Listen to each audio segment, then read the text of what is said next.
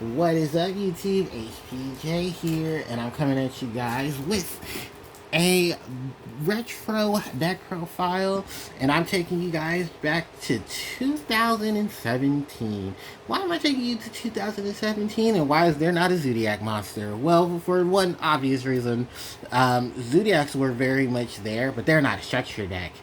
So I'm taking the chances to look at decks that I built or were influenced by structure decks. And at that time, this was a very odd one because I didn't know either. I had forgot about this being a structure deck that came out at that time, and that was Dinosaur Smashers Rampage, which was the R structure deck of Dinosaurs Fury that came out back in 2000 and let's say 2007, about 2007 2008, when the first Dinosaur structure deck came out.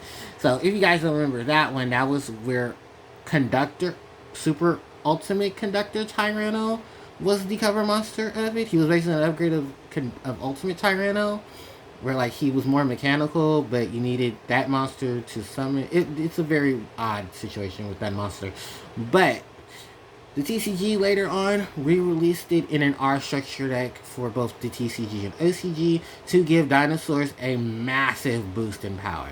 Now, during the time that this structure deck did come out, I'm going to honestly say I think it was very much overshadowed by what was going on, but it did compete very well in Rogue scenarios, and I do believe there were some events that did have Dinosaurs top. I do even remember there were some builds that were combining both Dinosaur with Shaddoll, because Shaddoll had took a major hit at that time, where the big four were all being affected from Duelist Alliance, were being affected except for Teller Knight. But I think some of the Teller Knight stuff did get hit, not directly, but some cards indirectly. But we're here for the Dinosaurs, because the Dinosaurs, when they came out, were actually in April of 2017. So this was right before a major Forbidden Limited list came into effect that hit a good portion of PayPay after Raging Battle, to then have Raging Battle cards basically be the meta. And it was, because Zodiac was 95% of the meta and had became tier 0 at that point because of all the things that were going on with Zodiac overall. But I'll say that for a Zodiac deck. Anyway, we're going to hit here for Dinosaur, and while we get started.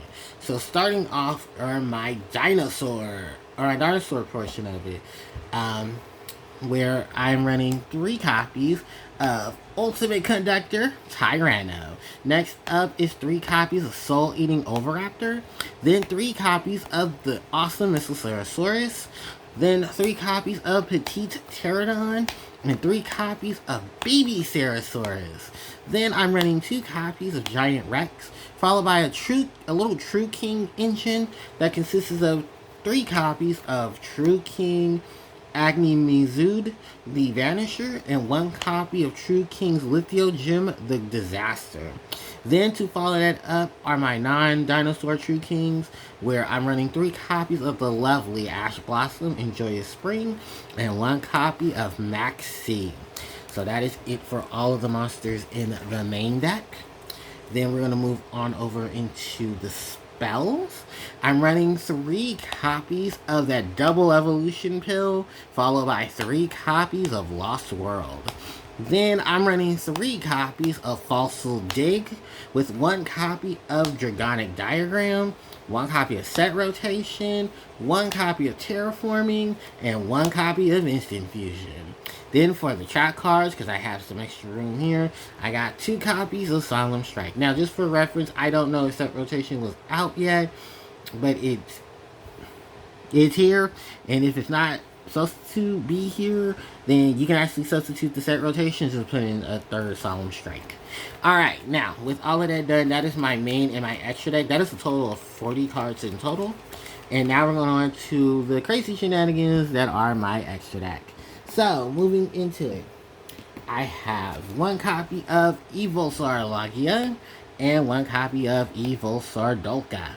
Then I have 1 Abyss Dweller, one Tornado Dragon, one Castell, the Sky Blasting Musketeer, one Digusto Emerald, one Steel Swarm Roach, one Diamond Dire Wolf, one True Kings of All Calamities, one 101 Silent Honor Arc, one Utopia Ray, and Utopia the Lightning. Then to follow that up is one copy of Elder Entity Norton and one copy of Trishula, Dragon of the Ice Barrier. So that is pretty much it for all of the cards in my main and extra deck. That is a total of 40 cards in my main, while there are a total of 15 in my extra deck. So let's go ahead and get started through the deck itself. So the boss monster of the deck overall is this guy right here, the Ultimate Conductor Tyranno. So this level 10 light attribute dinosaur monster was rocking 3,500 attack and 3,200 defense. Probably one of the strongest, highest level static monsters out of any structure deck this far. So the things about this monster that you need to keep in mind is why this monster is so awesome.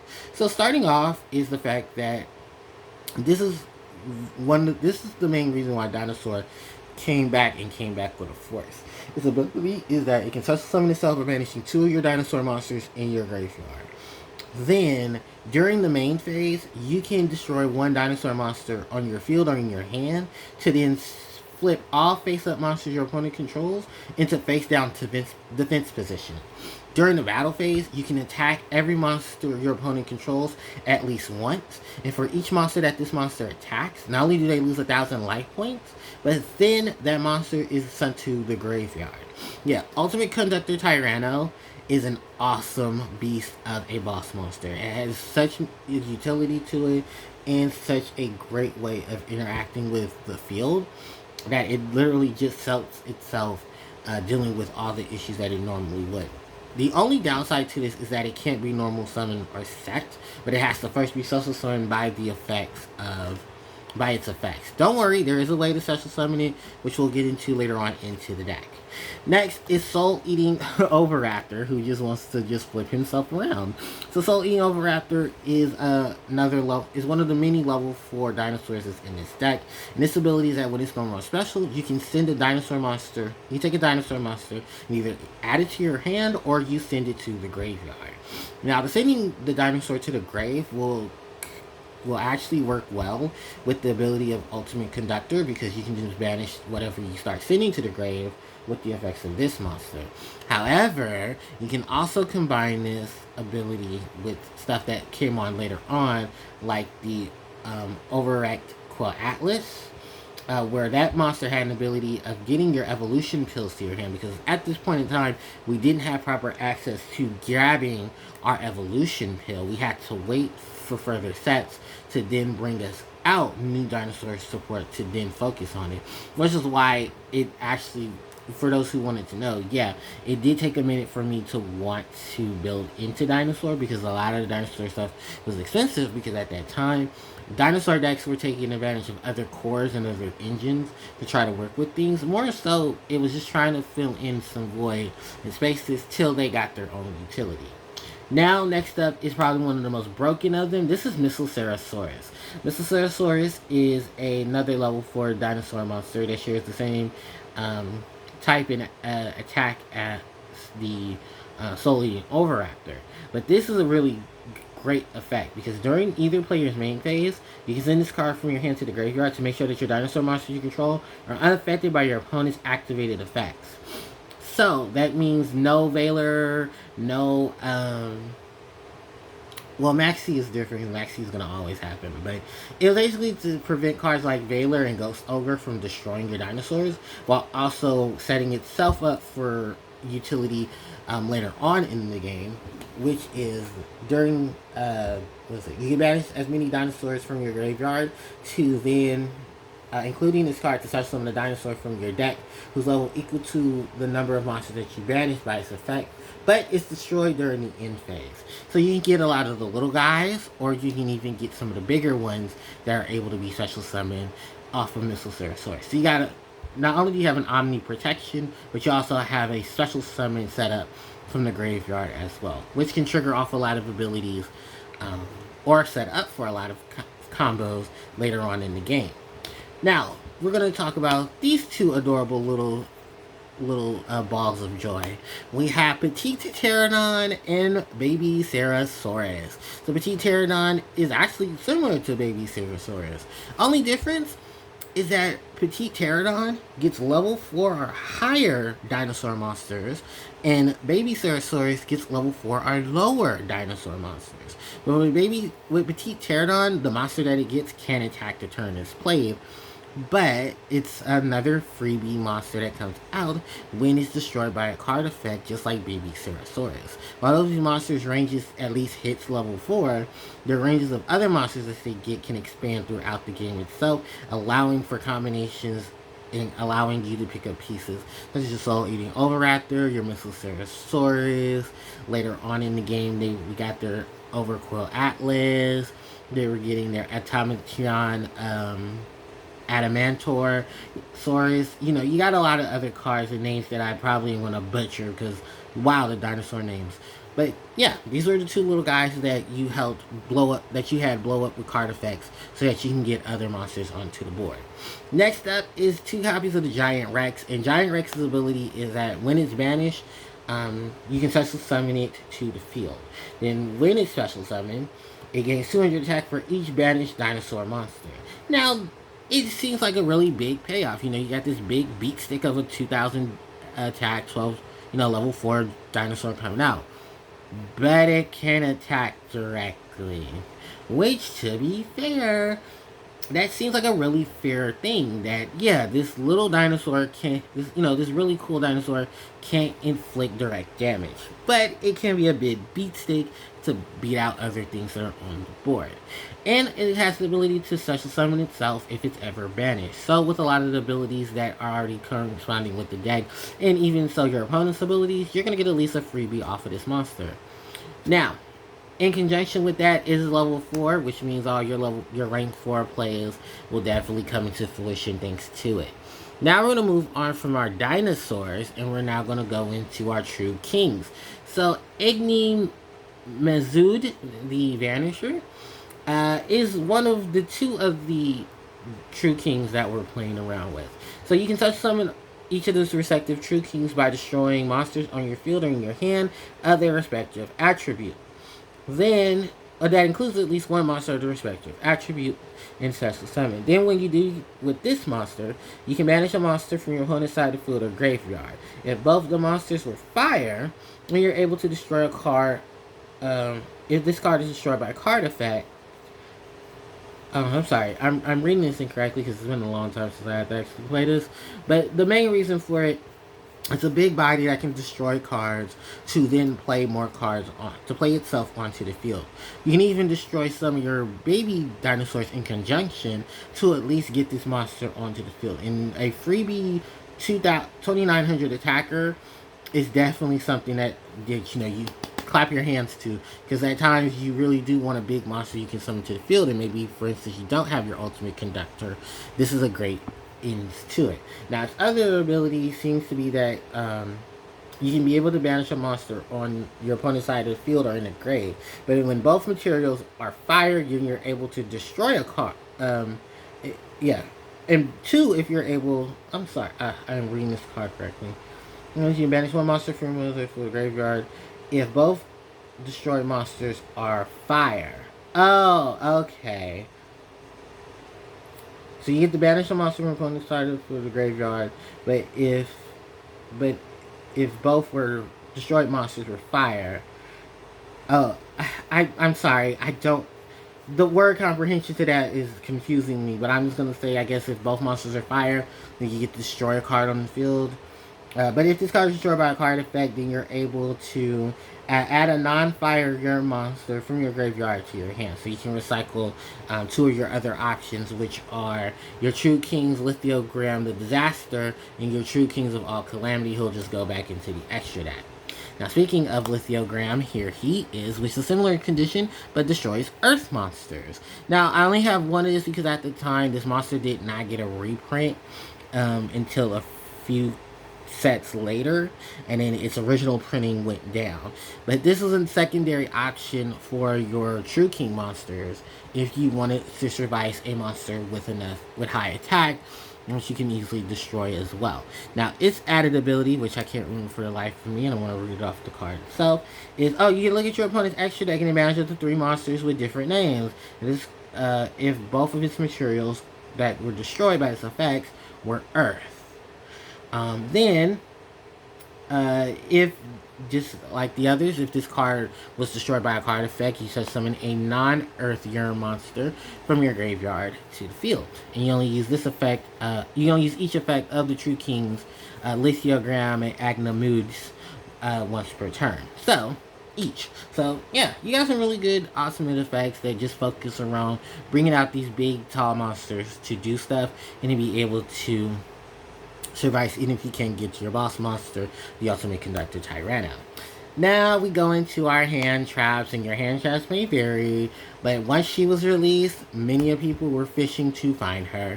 The Ash Blossom in Joyous Spring, which, I mean, is self-explanatory. You discard her when your opponent's trying to add a card from their deck to their hand, and summon a monster from the deck, or send a card to the graveyard.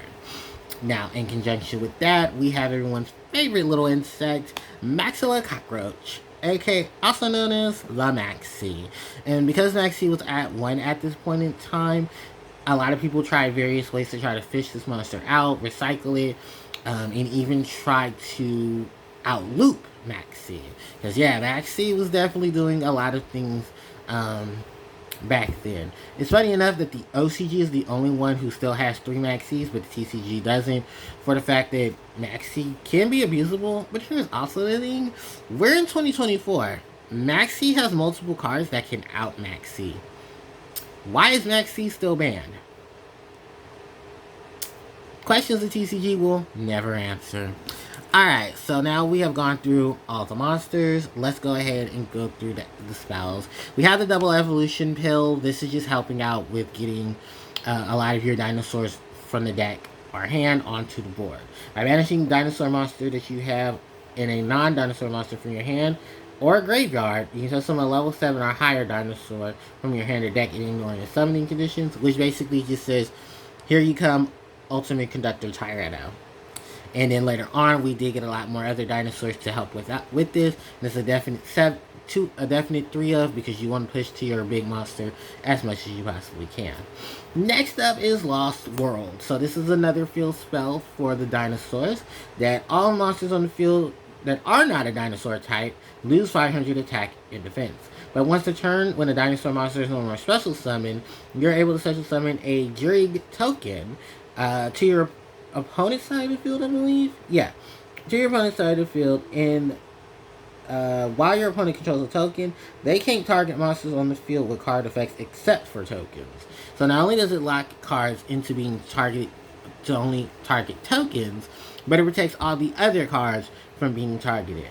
So now your opponent has to find a way to target the tokens and deal with them. In addition to that, once a turn, if a normal monster on the field was destroyed by battle or card effect, you can destroy as many dinosaur monsters from your hand and or deck instead. This is just another way to play into a lot of the normal monsters like Missilosaurus, like Cabuzales, Megalodon X, and is it Megalosaurus X? I forget. What is that?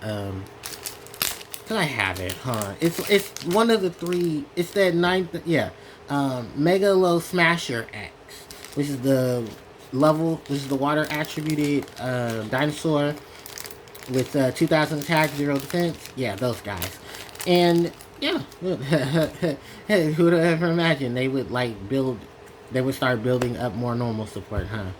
And they sure did, because they did a lot of stuff with that. Fossil Dig, which is basically just the dinosaur variation of Rhoda. And then we go into Dragonic Diagram, the field spell for the True Kings, where you're destroying cards to go search for True King cards. And while True King cards are True Draco cards on the field, they're going to be gaining 500 attack and defense. This is honestly one of the most optimal setups for True King, where inclusion in the deck, and the only reason why I only have one is because it did eventually get limited, but this sucker is high. I think these are like $10-15. Yeah, no, they're fucking high, and I just cannot get more of them. Then we have set rotation to help bug up your opponent's field spells. You can send a Lost World and get your Dendritic Diagram, or you can do what most people did and just activate Terraforming to go search for it. But set rotation did like to mess with a lot of people. And like I said, if there is any indication that set rotation is also being here, you can just fill in with other traps or stuff like that. And then instant fusion to help us go get the only fusion monster that's in the deck currently at the time, because of the fact that this monster was the only fusion monster most people were instant fusioning for, and that was Elder Entity Norton. So that is it for all of the spells. Then next up is the traps in the deck, and the only trap is Solemn Strike, just so we can have a counter to when a monster would be special summon or a monster effect that would activate. So, alright. That is it for the main, and then for the extra. This is a dinosaur deck, so of course it's going to have Evolsaur, Dolka, and Logia to play their parts, where Dolka negates monster effects, and Logia is like Solemn Judgment, where it detaches this material to negate... Well, this is Divine Wrath, this is Solemn Judgment. That was the best way to ever put it when it came to Dino Rabbit, because these two cards were very expensive at the time because of the fact that they were the cards that supported Dino Rabbit and a lot of the things for the Dino Rabbit plays. Funny enough, this card is more expensive than this one. Next up is a copy of Abyss Dweller to deal with the cards that are going on in the grave. Tornado Dragon to deal with continuous spells and traps. We had Constellar, we had Castel to bounce back cards. We have Dagastal Emerald to do recycling of cards in the grave, especially because if you want to get back at Max C. Steelstorm Roach, Diamond Direwolf are cards that I put into the extra deck because I don't have multiple copies of Evolsaur, Dolka, and Logia, which so you can easily swap those out for those. But these are just some other options that you can play around with. True Kings of All Calamity is probably one of the most busted of the True Kings, next to Draco with True King. Yeah, Masterpiece with True Draco Slaying King. And that's simply because this was just a massive negate, a massive body, just a whole bunch of stuff that, to the point, yeah, it had to be banned because of how deadly this monster was. 2 level 9s or more to make it. You can attach material from it to then declare an attribute, and for the rest of the turn, face up monsters of that attribute. Became that attribute, and also all monsters your opponent controlled with that attribute couldn't activate their effects or attack. So, yeah, and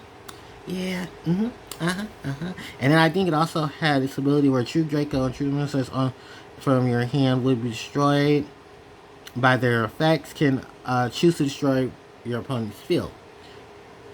Or, hold on, I hope I'm reading it right. Yeah, monsters that True Draco and True King monsters in your hand would be destroyed with their effects. Can also choose opponent's monsters. So basically, if you need to destroy stuff, you can destroy with your opponent's monsters instead. I think that's how I'm reading it. But it was a full power card.